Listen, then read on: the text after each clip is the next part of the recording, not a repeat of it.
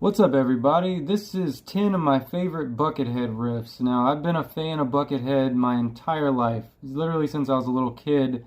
When I found out that he had joined Guns N' Roses, I was huge into rock back then. I was listening to all my stepdad's tapes.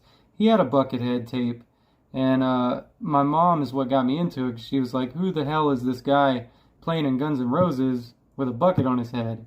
And ever since then, I've been hooked. So he's got 300 plus, 400 plus albums. Amazing guitar player. These are my 10 favorite riffs by Buckethead.